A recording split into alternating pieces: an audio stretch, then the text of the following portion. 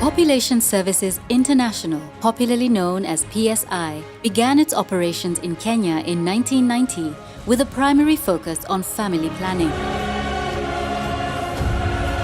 This was in support of the Ministry of Health's efforts in that area and was to be achieved through the social marketing of a contraceptive pill and condoms.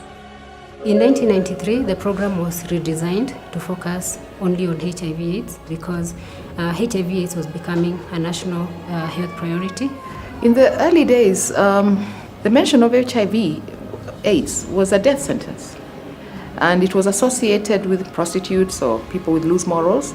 You did not discuss it in public. And to get people to actually go for tests was almost impossible. There was very little information, very little knowledge on how HIV is transmitted, how it can be prevented. And at the time, prevalence was at 3% and continued to rise up to 97, where it was at 9%.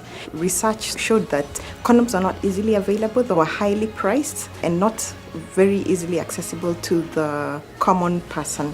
So PSI developed the Trust brand, and it was priced at 10 shillings, which was the price that people were willing to pay without price being a barrier to condom use. My guy, he's a trust guy.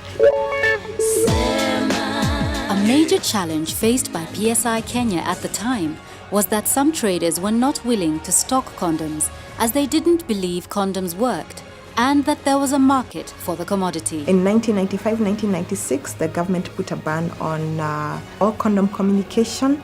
In 1997, that ban was lifted, and PSI was able to continue with demand creation activities for condom use. Chanuka went on air in 2001. Through Chanukeni, PSI Kenya was able to roll out a national campaign aimed at repositioning testing to be a good and important thing to do. In 2004, PSI also received funding, again through PEPFAR, to develop other HIV prevention communications, prevention of mother-to-child transmission, TB services that were being offered by the government. Correct, it's true.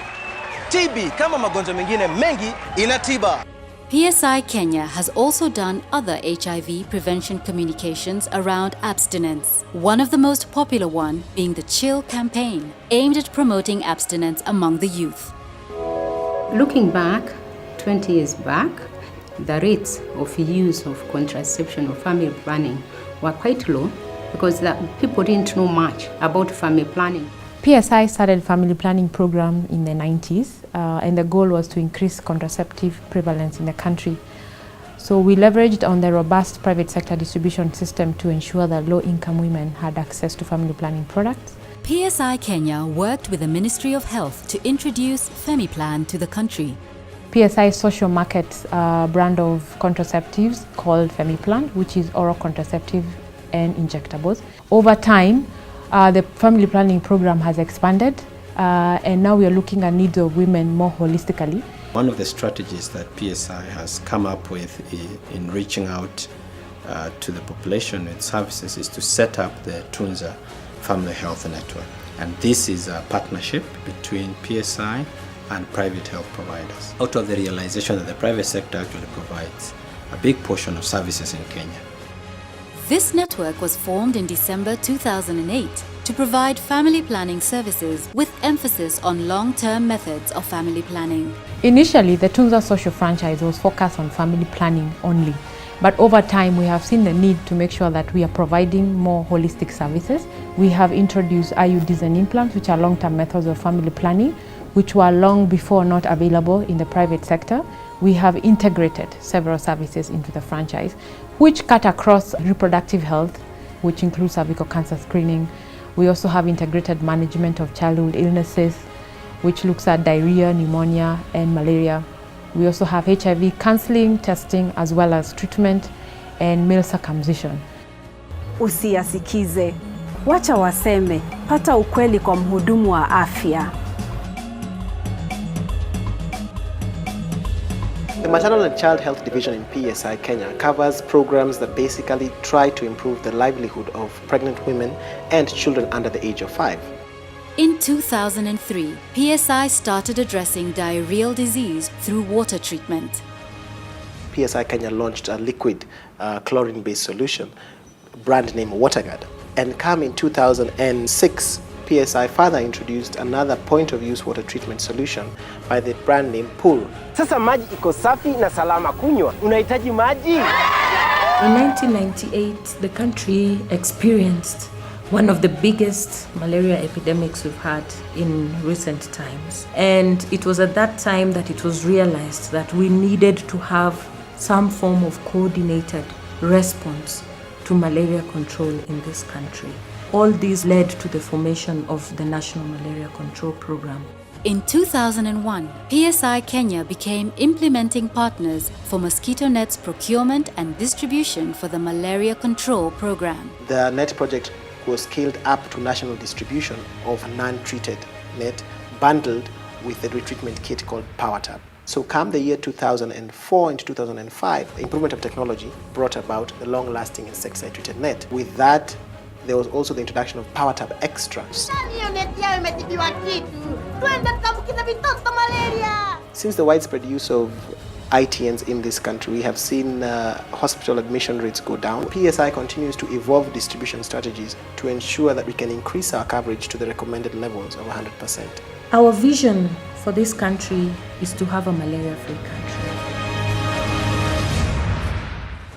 country. PSI Kenya has indeed come a long way, achieving milestone after milestone during its operations in Kenya and spearheading innovation and distribution of various solutions to health challenges faced by Kenyans from all walks of life.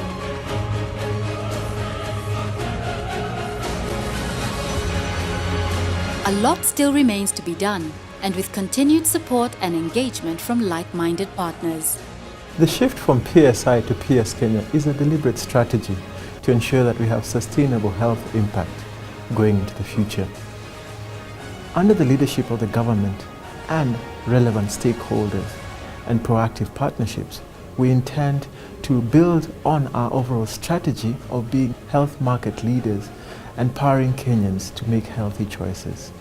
We intend to focus on 4 key areas. 1, focusing on program innovation, where we'll look at increasing our programs in scale and scope. The second aspect will be in terms of resource mobilization, ensuring that we actually mobilize resources for the new areas of interventions that we'll be venturing into. The third area will be in terms of risk mitigation, to ensure that the resources that are placed into our hands by the donors are well taken care of. And lastly, we want to ensure that we have the right talent and the right people to drive this strategy forward. PS Kenya remains well on course towards its mission to measurably improve the health of Kenyans through social marketing.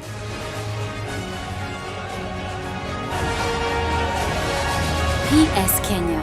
Healthy lives, measurable results.